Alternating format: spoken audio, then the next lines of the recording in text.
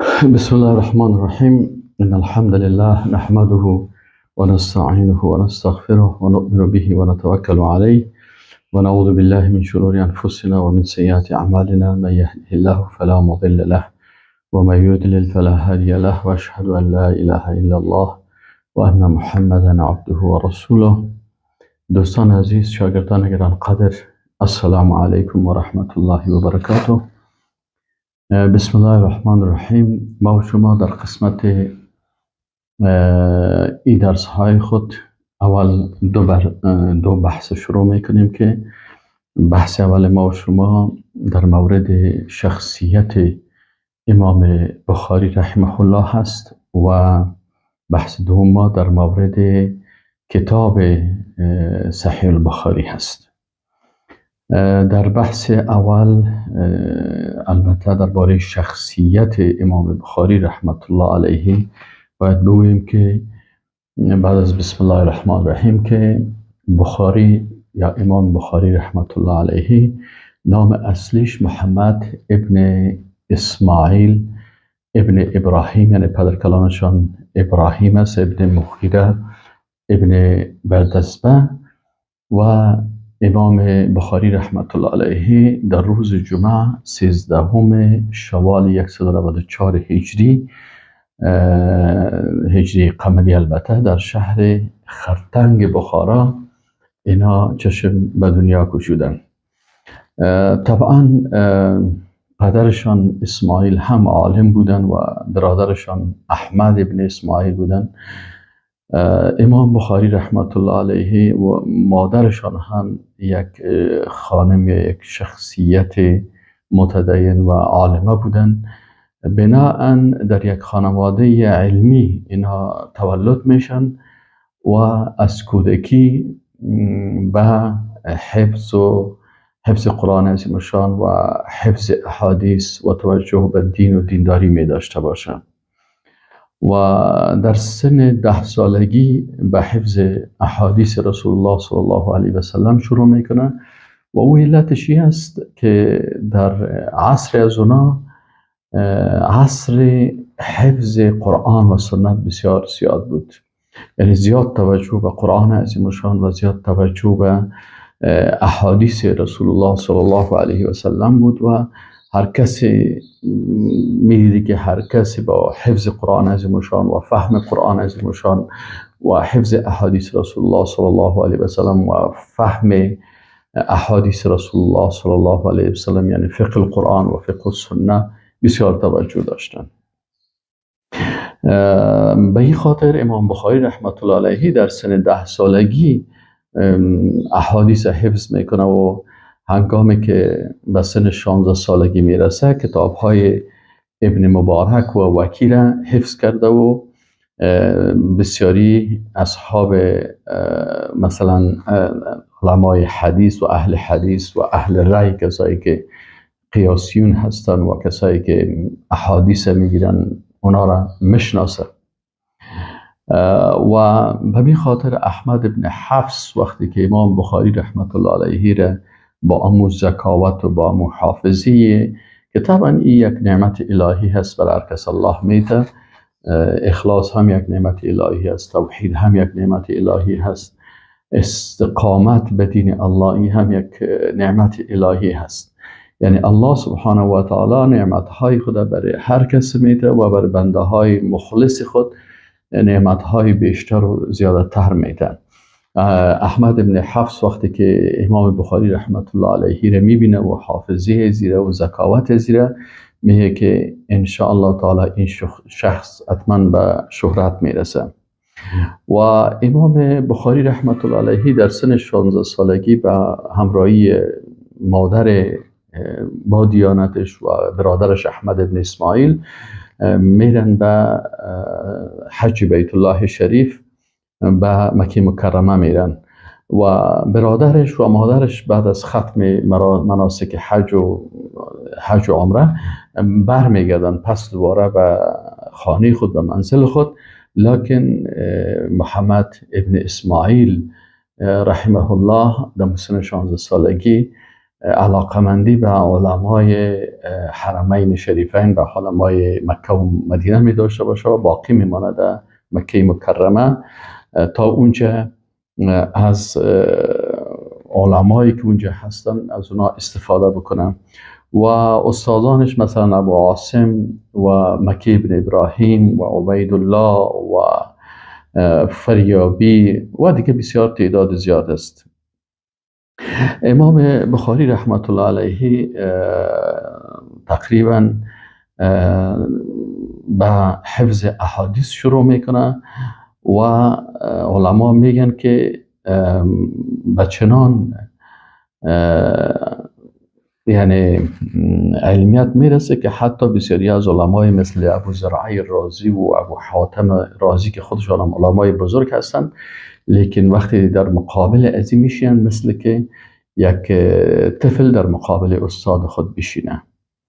و حتی علامه شیخ عبدالمحسن عباد میگه که امام بخاری رحمت الله علیه تقریبا 100,000 حدیث صحیح را حفظ داشت، یعنی 100,000 حدیث یعنی 1,00,000 حدیث صحیح و 200,000 حدیث غیر صحیح حفظ داشت، به خاطر از که بفهم بین احادیث صحیح و احادیثی که صحیح نیستن. یعنی 3,00,000 حدیث حفظ میکنه. قدرت الله هست. یعنی در زمان اصحاب رسول الله صلی الله علیه و سلم صحابه آنقدر حافظی قوی داشتن که قرآن عظیم شان و احادیث مجردی که میشنیدن حفظ میکردن و به این شکل امی قسم امی قرن اول و قرن دوم و قرن سوم علمای از اینا وقتی انسان درباره از اینا مشنوه، یعنی الله متعال برای از اینا یک قوت خاصه، یعنی یک نعمت بزرگ الهی بود که حافظی بسیار قوی داشتن. حالا ما مثلا بسیار کوشش میکنیم، بعضی جاها هست که قرآن شریف در 8 سال 9 سال حفظ میکنن، لکن یک جای دیگه شما برین که قرآن شریف یک نفر در 1 سال حفظ کرده، سبحان الله. و بعضی اوقات ببین یک کسی دیگه در 6 ماه قرآن حفظ کرده. یعنی این قوه حافظه یک نعمت بزرگ الهی است و این نعمت الله به محمد ابن اسماعیل بخاری رحمت الله علیه داده بود که سبحان الله از نگاه حفظ تقریبا 3,00,000 حدیث حفظ کردن که 1,00,000 از او حدیث صحیح است و 2,00,000 حدیث غیر صحیح است. یعنی یک قوه حافظی بسیار قوی میگه که نعمت بزرگ الهی هست. از نگاه دانش علمی از علامه جرجانی یکی از علمای بزرگوار هست، این میگه که علامه جرجانی و همچنان ابو عباس سبیدی اینا میگن که وقتی امام بخاری رحمت الله علیه به بغداد میره و اینجا تعدادی از مشایخ جمع میشن و خبر میشن که امام بخاری رحمت الله علیه آمده، اینا میخواین وقتی اینا میشنون که امام بخاری است، یعنی مردم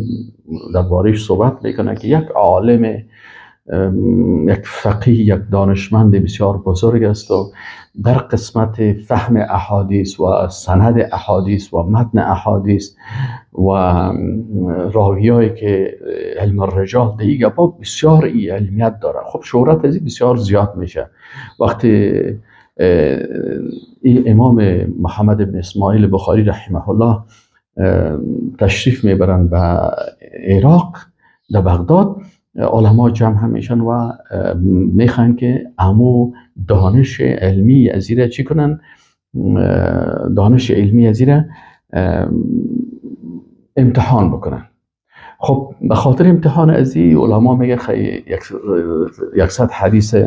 میگیرن و این 100 حدیث انتخاب میکنن و متن و سند حدیث. متن حدیث مثلا وقتی ما میگیم که عن ابي هريره رضی الله تعالی عنه قال قال رسول الله صلی الله علیه وسلم، این سند میگن. این سند است که مثلا عن فلان عن فلان عن فلان، یا حدثنا حدیث بیان کرد برماینی تبع تابعی از فلان تابعی از فلان صحابی از رسول الله صلی الله علیه وسلم، این سند حدیث میگن. و متن حدیث اما خود متنی که مثلا رسول الله صلی الله علیه و سلم مثلا گفته که انما الاعمال بالنیات، منان انما الاعمال بالنیات، چی شد؟ این متن حدیث شد. و یکی مثلا عن فلان عن ابی هریره عن رسول الله صلی الله علیه و سلم، این سند میگن. این حال علما چی میکنن؟ مثلا 100 حدیث میگیرن، همه سندهای ازیر با هم مختلط میکنن. مثلا سند حدیث به این متن میتن، از این متن به این تقریبا 100 حدیث به این شکل میکنن و اینا میرن 10 نفر انتخاب میکنن. میگه شما هر کدامتان 10 حدیث همین قسم مختلطه اینا یاد بگیرین و میایم پیش امام بخاری. وقتی که مجلس شروع میشه و در مجلس با هم میشینن، یکی از 10 نفر سخن شروع میکنه و حدیثی از امو احادیث یاد شده ای که اینا متن و سند مختلط کردن، این درباره احادیث از امام محمد بن اسماعیل بخاری پرسان میکنه و امو 10 حدیث میخوانه. و وقتی که امام بخاری رحمت الله علیه کل از اینا را میشنفه، میگه ما این قسم حدیثی که این حدیث با این متن با این سند ما نمیشناسم. خب مردم تو چی میکنه؟ خب نفر بعدی میه. خب هر کدام از اینا وقتی که اینا میخوانه او میگه نه من این قسم حدیث با این سند نمیشناسم. همه قدر میگه. بالاخره اونا پرسانش میکنن که خیلی چی گپ است؟ امام بخاری رحمت الله علیه تمام امی احادیث 100 حدیث سند درستشه با امو متن درستش که با هم ارتباط داره، کل زیر بر از اینا میخوانه و تمامی علما اعتراف میکنن و میفهمن که واقعا امام بخاری رحمت الله علیه یک عالم بزرگ هست و واقعا الله سبحانه و تعالی علم وسیع برسی داره. بر علاوه از اینکه امام بخاری رحمت الله علیه یعنی حافظه قوی داشت، تو نبود که مثلا تنها حفظ است که مثلا یک نفر حفظ کرده میره، مثل که یک کسی قرآن کلش حفظ بکنه و معنایش نفهمه یا احادیث حفظ کرده بره. نه، امام بخاری رحمت الله علیه در پالویزی که متن و سند حدیث در حافظه خود جابجا میکردن و حفظ داشتن، اطلاع وسیع در علوم حدیث و فنون از او داشتن. علم حدیث که مثلا چیزهایی که مربوط به حدیث صحیح میشه، حدیث ضعیف میشه، اقسام حدیث صحیح هست، اقسام حدیث مثلا ضعیف است، احادیث که مثلا درباره رجال حدیث یعنی شخصیت هایی که حدیث روایت میکنن و کل زیر مثلا معلومات خاصی درباره از اینا داره. یعنی حتی افرادی که روایت میکنن از حدیث یا مثلا یک تابعی که مثلا با کدام صحابی ملاقات کرده، در کجا ملاقات کرده، این مسائل بسیار تخصصی است که وقت انسان مسلمان یارم میخوانه و علمای اسلام زحماتی که در راستای حدیث رسول الله صلی الله علیه و سلم کشیدن و حدیث صحیح از حدیث ضعیف از حدیث های ساختگی که دشمن اسلام بعضی اوقات احادیث دروغ می ساختن و به رسول الله صلی الله علیه و سلم نسبت میدادن، یعنی علما در این راستا اقا زحمت کشیده که یکی از مستشرقین میگه که اگر در تمدن اسلام بزرگترین افتخار مثلا برای مسلمان ها فقط یک کاری که اینا در احادیث رسول الله صلی الله علیه و سلم کردن در علم حدیث و ای که شخصیت شناسی که علم رجال است و علم که متن شناسی هست و سند شناسی هست و ای که کدام اشخاص کی را ملاقات کرده و حدیثی را که نمی گرفتن که مثلا فلانی نفر از فلانی روایت کردن لکن ملاقات از با او مشکوک است یا امکان نداشته. این حال کل از اینا را وقتی این علما سرش بحث میکنن، واقعا این مستشرق میگه که سبحان الله، یعنی اینا میگن که واقعا در تمدن اسلام یعنی این خدمتی که زحمتی که علما کشیدن چی هست؟ این زحمتی که اونا کشیدن واقعا میشه که تنها درباره حدیث ای برای تمدن از اینا و برای دانش علمی و زحمات علمی از اینا در این راستا کفایت میکنن. خب امام بخاری رحمت الله علیه در پالیزی که حدیث شناسی و متن شناسی و شخصیت شناسی و علم رجال ایره داشت، از استادای بسیار بزرگ، علمای بزرگ عصر خود تعلیم کردن. ببینین دوستای عزیز، یک چیزی که انسان به او توجه داشته باشه اوی است که وقتی انسان پیش یک چند استاد عالم و فقیه و با تقوا و مربی میشینه، خود این شخصیت استاد، تقوای استاد در شخصیت انسان تأثیر میکنه. وقتی انسان میخواد که تقوا حاصل بکنه، وقتی در یک مدرسه، در یک جای درس میخوانه که در اونجا علمای بسیار با تقوا هستند و حتی همسنفی ها و همون شاگردایی که اونجا هستند تقوا دارن، این در اینا کلشان مربی هستن، انسان از داخل تربیه میکنن و همون اخلاص از اینا و تقوای از اینا برای انسان انتقال میکنن. و بعضی کسایی که مثلا از طریق مطالعه میخوانن و تو مطالعه میکنن اما زانو پیش علمای بزرگ نزدن و درست دمی راستا اما اخلاص از اونا را و تقوای از اونا را و زحمتکشی از اونا را ندیدن، باز اینا بسیار در قسمت علما و در قسمت از بسیار بی‌تفاوت میباشه. اما وقتی انسان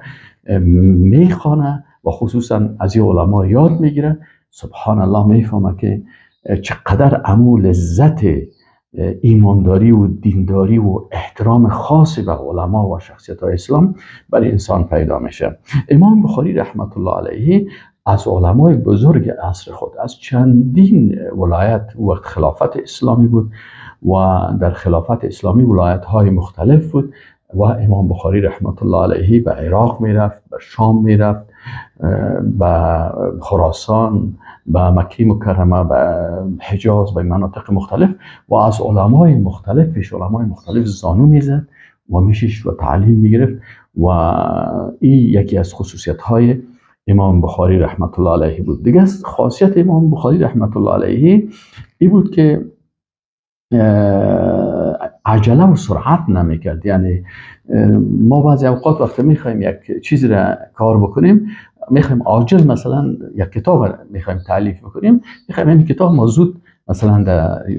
یک ماه 15 روز ختم شود دیگه. ولی امام بخاری رحمت الله علیه به اندازه دقت و به اندازه صبر و شکیبایی داشت که علما میگن که کتاب صحیح بخاری تقریبا در بین 16 الی 20 سال نوشته کرد. یعنی در بین 16 الی 20 سال این کتاب تالیف میکنه. کتاب مثلا احادیث شرایط میگذاره و سبحان الله اختیار و اسلوب دقیق و مثلا شرایط و اینا پسان باز ما شما سرش میم چندین مرتبه مثلا کتاب خود بازنگری میکنه و چی میکنه، این کلش صفات و یعنی امو شخصیت علمی امام بخاری رحمت الله علیه را نشان میده که امام بخاری رحمت الله علیه وقتی که کتاب خود تالیف میکنه و بخصوص صحیح بخاری را، در اینجا امام بخاری رحمت الله علیه یعنی شرایط خاصی را میگذاره که بازی ما شما در بحثای بعدی ان شاء الله تعالی سرش بحث میکنیم.